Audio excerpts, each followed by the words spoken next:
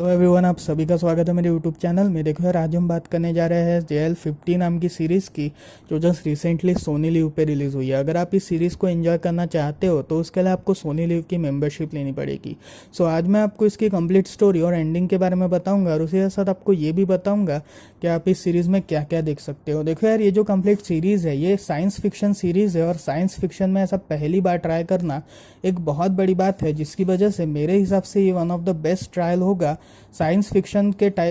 Fiction वाले genre के ऊपर ट्राई करने के लिए। जिसकी वजह से अगर आप साइंस फिक्शन टाइप की सीरीज को पसंद करते हो तो ये सीरीज आप ही के लिए बनी है। So without wasting any time, let's start the video. So कहानी की शुरुआत में हम वेस्ट बंगाल के एक छोटे से गांव को देखते हैं, जहां पर कुछ लड़के लड़कियों का ग्रुप एक साथ खेल रहे थे, और तभी अचानक से इनके ऊपर से प्लेन उड़ता है। जहां पर जो प्लेन था ये माउंटेन एरियाज में जाकर ही क्रैश से सामना करता है, जहां पर इस क्रैश की वजह से वहाँ के जो गांव के लोग थे वो सभी रिपोर्टिंग करते हैं, और तभी इस रिपोर्टिंग के अनुसार NDRF की जो टीम थी वो टीम वहाँ पे पहुँचती है, ताकि वो लोगों को बचा सके और उस क्रैश में जितने भी लोग दबे हुए हैं उन सभी को रेस्क्यू कर सके। अब यहाँ पर इस बात की खबर कलकत्ता के CBI ऑफिस पे पहुँच जाती है, जहाँ पर कलकत्ता से ही एक बहुत बड़ा प्लेन टेक ऑफ हुआ था, लेकिन उसका भी कोई अता पता नहीं था, जिसकी वजह से CBI टीम को ऐसा लगता है कि शायद जो प्लेन वेस्ट बंगाल के छोटे से गांव में मिला है वो एक्चुअली वही प्लेन होगा। जिसकी वजह से वो दो ऑफिसर्स, मतलब CBI की जो टीम थी,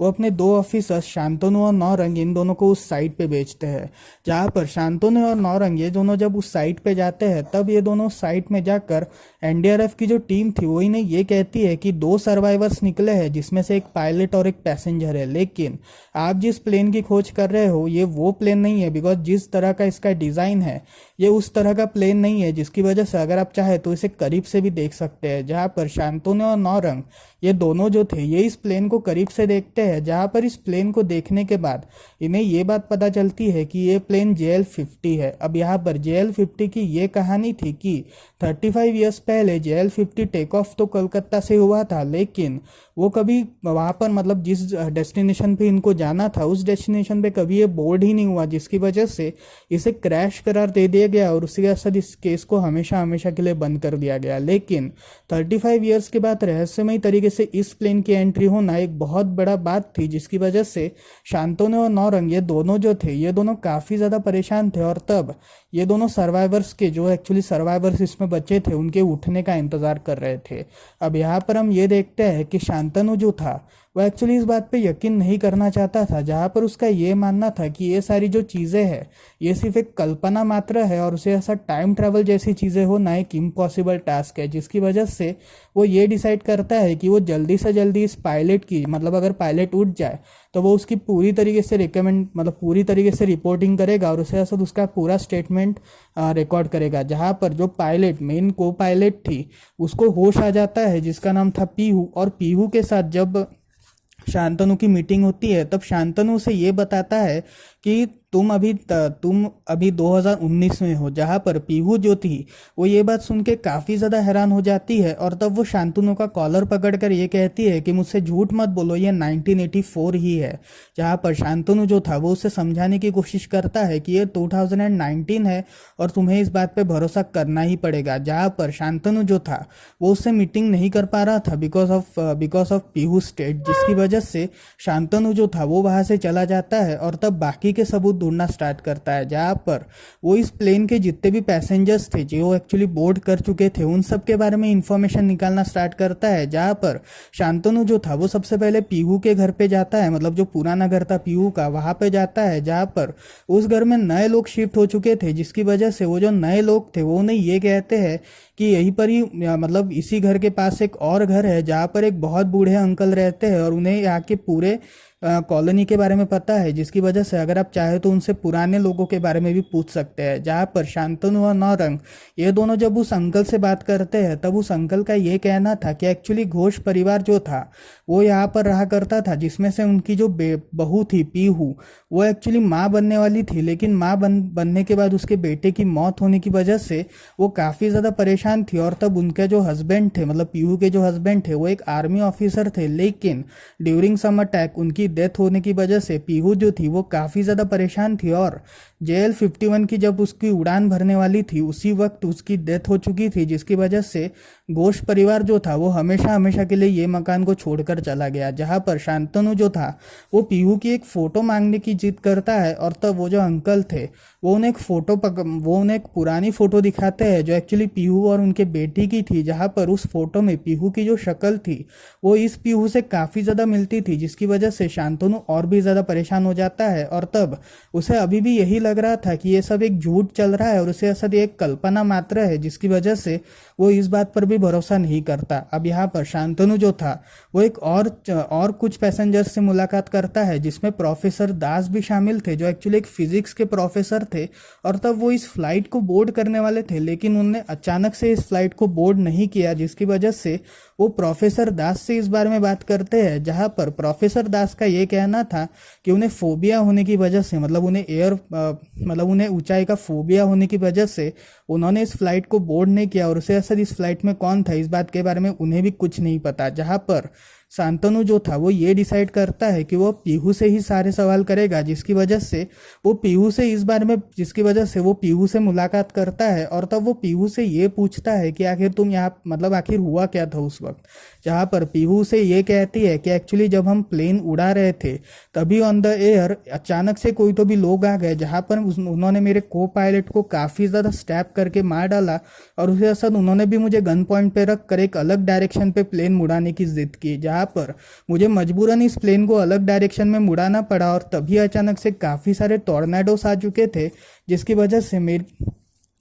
वजह से प्लेन जो था वो अपना कंट्रोल लॉस्ट कर रहा था। और इसी कंट्रोल लॉस्ट की वजह से ये प्लेन कहाँ पे गया मुझे भी खुद को नहीं पता, और मुझे रियलाइजेशन भी नहीं है कि आखिर मैं कौन से ईयर में आके फंस गई हूँ। जिसकी वजह से शांतनु जो था अब ये डिसाइड करता है कि जब दूसरा सर्वाइवर उठेगा तभी वो उससे पूछेगा, लेकिन सबसे पहले वो इस प्लेन के मेन हाईजैकर जिसका नाम था पार्थ मजूमदार उससे बात करेगा। जिसकी वजह से शांतनु जो था वो पार्थ से बात करने का डिसाइड करता है। और तभी उसे न्यूज़ में ये बात पता चलती है कि जिस प्लेन को सीबीआई ऑफिस ढूंढ रही थी वो प्लेन एक्चुअली हाईजैकर्स ने हाईजैक किया था, और उनकी ये रिक्वेस्ट थी कि वो पार्थ मजूमदार को वापस कर दे, जिसकी वजह से पार्थ मजूमदार जो था उसे 2 दिन में ही रिहाई मिलने वाली थी।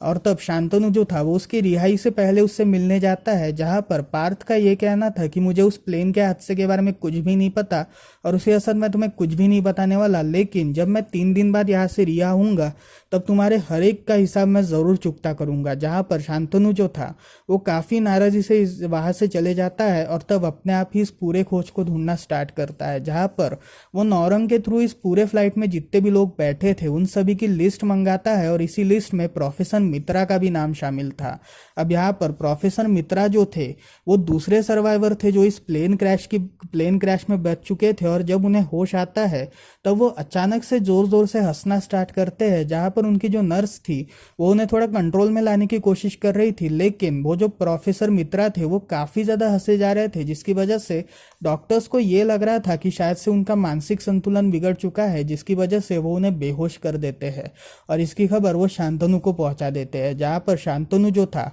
जब हॉस्पिटल में आने के लिए निकला था तभी प्रोफेसर मित्रा जो थे वो वापस होश में आकर पीहू की जान लेने की कोशिश कर रहे थे, लेकिन तब तक वहां पर हॉस्पिटल की नर्स आ चुकी थी, जहां पर वो नर्स को भी चाकू दिखाते हैं और उसी चाकू के पॉइंट पे वो उसे बाहर लेकर जाते हैं, और तब सारे डॉक्टर्स को धमकाते हैं कि अगर कोई भी सामने आया तो मैं इस नर्स का गला काट दूंगा। और तभी शांतनु भी वहां पे पहुंच जाता है जो उन्हें रोकने की कोशिश करता है, लेकिन प्रोफेसर मित्रा जो थे वो रुकने का नाम नहीं ले रहे थे, और तभी वो नर्स को धक्का मार के वहां से भाग निकलते हैं। जिसके बाद शांतनु जो था वो प्रोफेसर का पीछा करता है, लेकिन प्रोफेसर मित्रा जो थे वो शांतनु पर ही भारी पड़ जाते हैं, जहां पर उसे डंडे से मारते हैं, जिसकी वजह से शांतनु जो था वो थोड़े समय के लिए गिर जाता है, लेकिन जब वो वापस उठता है तब प्रोफेसर मित्रा वहां से चले गए थे, जिसकी वजह से शांतनु जो था वो और भी ज्यादा परेशान हो चुका था कि आखिर सब चल क्या रहा है। अब यहाँ पर हम ये देखते हैं कि शांतनु जो था वो नौरंग से इस बारे में बात करता है, जहाँ पर नौरंग का ये कहना था कि प्रोफेसर मित्रा जिस कॉलेज में पढ़ाया करते थे उसी कॉलेज में उनका एक और दोस्त था, मतलब उनका एक और प्रोफेसर था जो उसी कॉलेज में काम करता है, जिसकी वजह से अगर तुम चाहो तो उस प्रोफेसर से बात कर सकते हो। जहां पर जब शांतनु उस प्रोफेसर से बात करता है तब वो प्रोफेसर उसे पूरी घड़ी समझाते हैं कि आखिर ये सब चल क्या रहा है। जहां पर वो प्रोफेसर उसे ये बताते हैं कि इसके लिए हमें कहानी में काफी साल पीछे जाना पड़ेगा, जब अशोका सम्राट अपने राज्य को जीत चुके थे और उसे असद पूरे इंडिया पर उन्होंने कब्जा कर रखा था। तभी उन्हें ये ख्याल आया कि इस पूरे जंग में काफी सारे इनोसेंट लोग और काफी सारे ऐसे लोग मारे गए हैं जो पूरी तरीके से बेकसूर थे, जिसकी वजह से उन्होंने ये डिसाइड किया कि जितने भी इनोसेंट और अच्छे लोग हैं उन सभी को वो अलग अलग तरह की एजुकेशन देगा और ये सारी एजुकेशंस में वो अलग अलग तरह के सीक्रेट्स रखेगा। जिसकी वजह से उसने 7 लोगों की एक टीम बनाई थी, जहां पर इस 7 लोगों की टीम को उन्होंने काफी कुछ सिखाया था और इन 7 लोगों की टीम ने मिलकर एक बहुत बड़ी किताब की रचना की थी। जहां पर इस किताब के कुछ पन्ने चोरी होने की वजह से उस वक्त मार्शल आर्ट्स स्पोर्ट का जन्म हुआ। अब यहाँ पर ये जो किताब थी, इस किताब के अंदर काफी सारी चीजें थी, जैसे एलियंस को बुलाना या फिर टाइम ट्रैवल या फिर ऐसी काफी सारी चीजों के बारे में लिखा गया है। लेकिन ये किताब अभी किसके पास है इसके बारे में कोई भी ज्यादा जानकारी नहीं है। और जब अंग्रेजों ने इंडिपेंडेंस के बाद खुदाई करना स्टार्ट की, मतलब जब अंग्रेजों ने खुदाई करना स्टार्ट की, तब इसी खुदाई में कुछ पेपर्स भी बरामद हुए थे। जहां पर इन पेपर्स के रिलेटेड अगर तुम जानना चाहते हो तो तुम्हें प्रोफेसर मित्रा के घर पे जाना पड़ेगा और वो ये पेपर्स को देखना पड़ेगा। अब यहाँ पर हम ये देखते हैं कि शांतनु जो था, जब प्रोफेसर मित्रा से इस बारे में, मतलब प्रोफेसर मित्रा के बारे में जब उस प्रोफेसर से पूछता है, तब उन प्रोफेसर का ये कहना था कि प्रोफेसर मित्रा ज्यादातर किसी से बात नहीं करते थे और वो अपने आप में ही रहते थे। जिसकी वजह से शांतनु जो था वो प्रोफेसर मित्रा के घर पे जाता है, जहां पर प्रोफेसर मित्रा का जो बेटा था वो उन्हें कुछ फाइल्स सौंप देता है और इन फाइल्स के अंदर कुछ तो भी एक्सपेरिमेंट 1 नाम का कुछ तो भी टाइटल लिखा था। जिसकी वजह से प्रोफेसर मित्रा, मतलब शांतनु को ये बात रियलाइज होती है कि प्रोफेसर दास भी इसके बारे में मुझे बता सकते हैं, बिकॉज प्रोफेसर दास जो थे वो भी प्रोफेसर मित्रा के लिए ही काम किया करते थे। जिसकी वजह से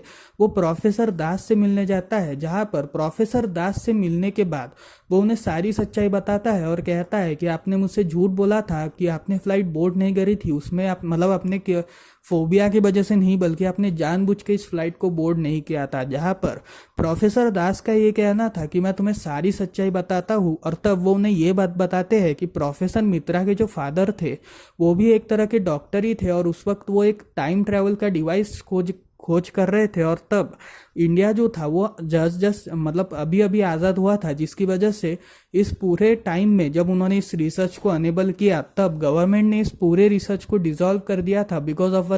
ऑफ हिज फेल्योर एक्सपेरिमेंट्स, जिसकी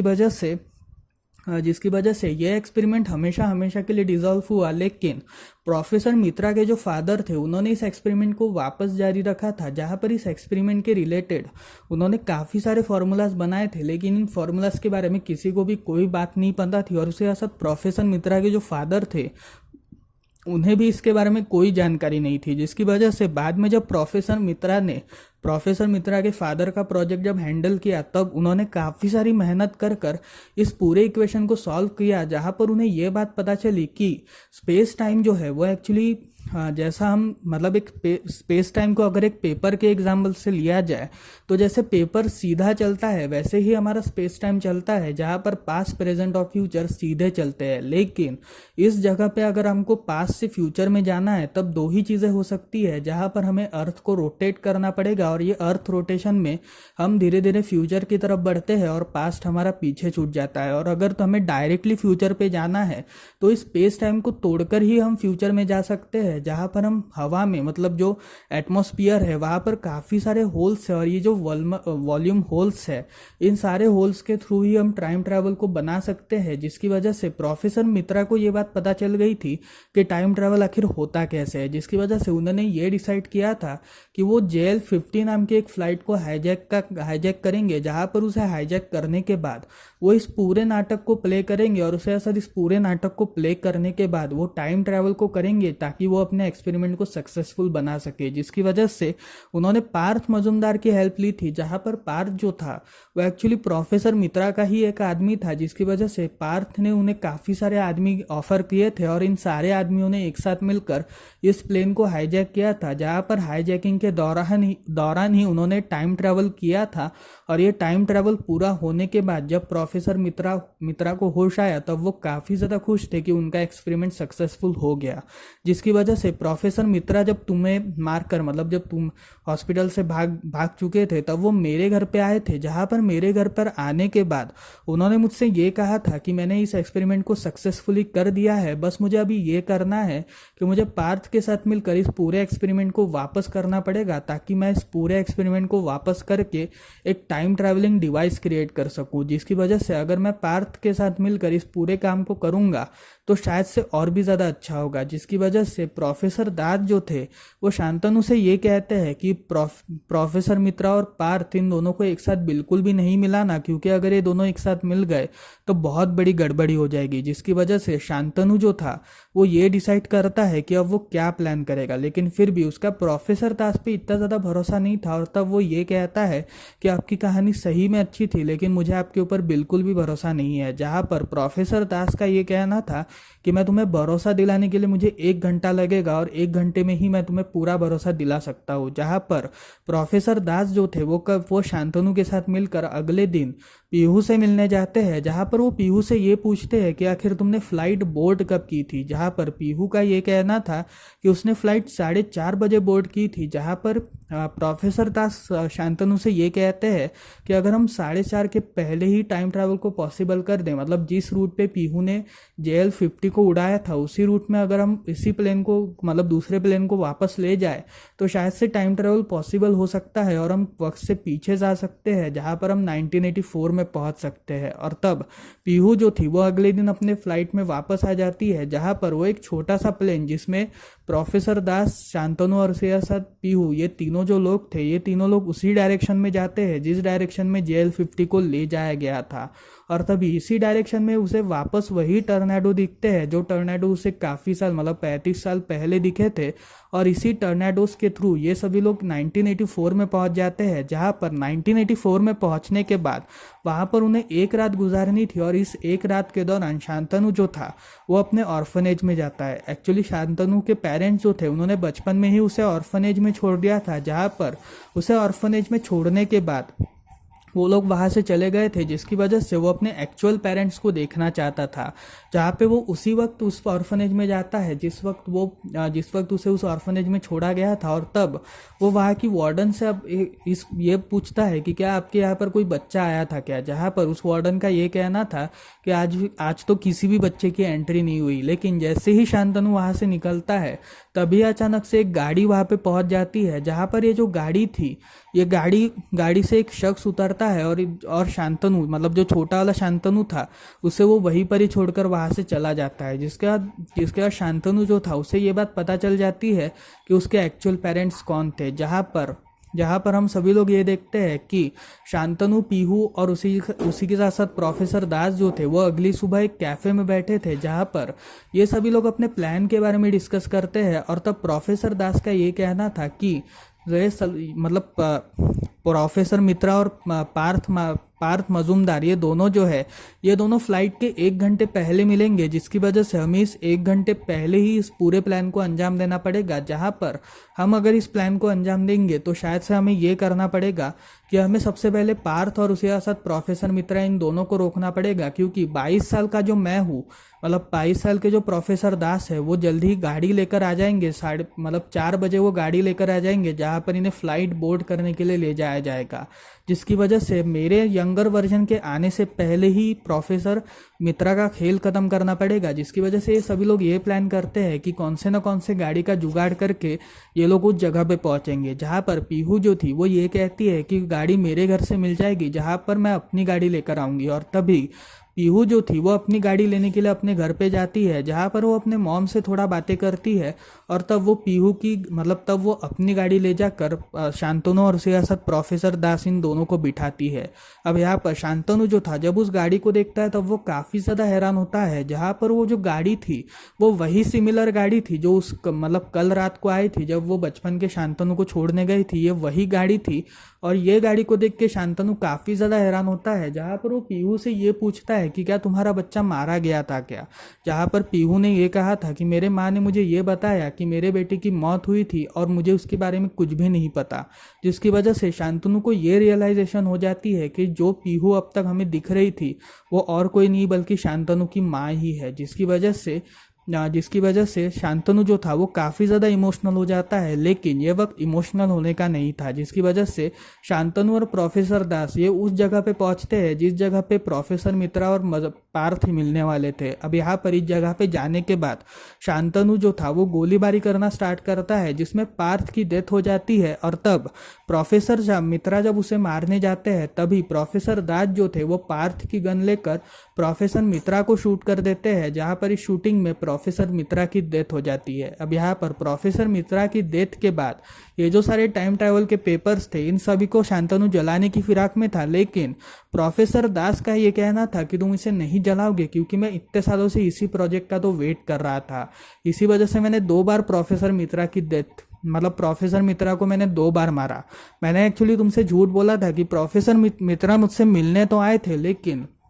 वो मुझसे मिलने के बाद वापस नहीं गए थे, क्योंकि मैंने ही प्रोफेसर मित्रा की हत्या की है और उसी असर मैंने इस वाले प्रोफेसर मित्रा को भी मार दिया है, जिसकी वजह से इस पूरे प्रोजेक्ट पे हकदार मेरा ही बनेगा। क्योंकि मैं भी इस फॉर्मूलाज को सॉल्व करना चाहता था, लेकिन मेरे पास पैसे न होने की वजह से मैं ये सब कर नहीं पाया। लेकिन आज मुझे वो मौका मिल चुका है। और तब प्रोफेसर दास जो थे वो शांतनु से उन पेपर्स को ले जाने वाले थे और वहां से भागने की कोशिश करते हैं, लेकिन तब तक शांतनु जो था वो प्रोफेसर दास को ही शूट कर देता है, जहां पर इस शूटिंग में प्रोफेसर दास की डेथ हो जाती है। और जैसे ही शांतनु बाहर निकलता है उन सारे पेपर्स को जलाने के बाद, तभी अचानक से घड़ी में 4:30 बज चुके थे और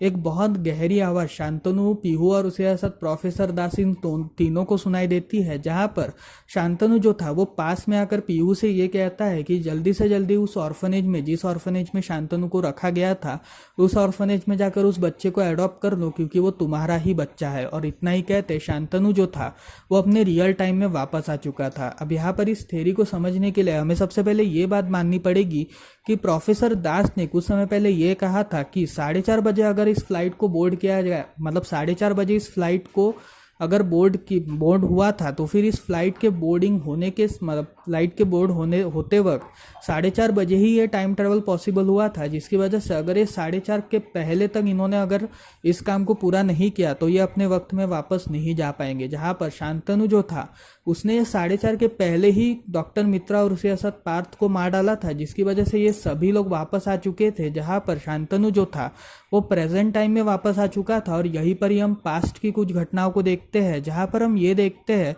कि शांतनु की जो मॉम थी यानी पीहू, वो शांतनु को गोद ले लेती है, जहां पर वो शांतनु को गोद लेने के बाद वो उसका पूरा ख्याल रखती है। और यहीं पर ही हम कहानी को प्रेजेंट में आता हुआ देखते हैं, जहां पर शांतनु जो था वो अपनी वाइफ के साथ एक फ्लाइट में बैठा था और यहीं पर ही उसकी मुलाकात अपनी मॉम यानी पीहू से होती है ऑर्फनेज में,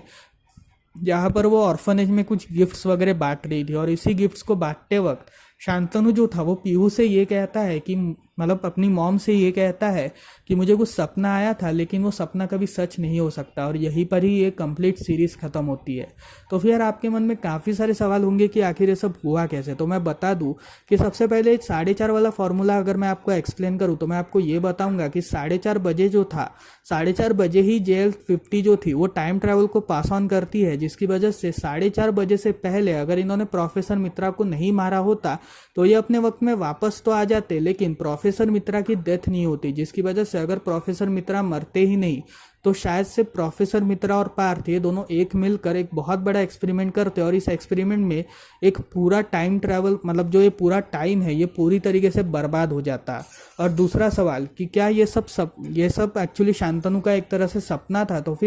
फिर ऐसा नहीं है। शांतनु में एंड में मतलब शांतनु ने जब अपनी मॉम को यानी पीहू को जब ये बात बताई थी, तभी हम शांतनु को अपने नॉर्मल वक्त में वापस आता हुआ देखते हैं। और तब शांतनु जो देख रहा था, जहाँ पर पीहू जो थी जब उसे अब गोद लेती है, तब यह एक्चुअली शांतनु का सपना ही था, जिसकी वजह से ये सारी सीरीज जो है ये एक सच है ना कि एक सपना। जिसकी वजह से ये सारे सवाल आपके क्लियर हो गए होंगे। तो मुझे कमेंट सेक्शन में ज़रूर बताइएगा कि आपको कैसी लगी ये सीरीज़। और अगर आपने ये सीरीज़ अभी तक नहीं देखी है तो जल्दी से देख लीजिएगा। साइंस फिक्शन में ये फर्स्ट टाइम ऐसा एक्सपेरिमेंट किया गया है, जिसके पहले ये एक्सपेरिमेंट आज तक कभी पॉसिबल ही नहीं हो पाया है, जिसकी वजह से आप अगर चाहे तो इस सीरीज़ को देख सकते हो। 4 एपिसोड्स की ये सीरीज़ है और हर एक एपिसोड आधे घंटे का है, जिसकी वजह से आप इसे 2 घंटे में ही कंप्लीट कर पाओगे। सो मिलते हैं अगली वीडियो में, तब तक के लिए बाय बाय।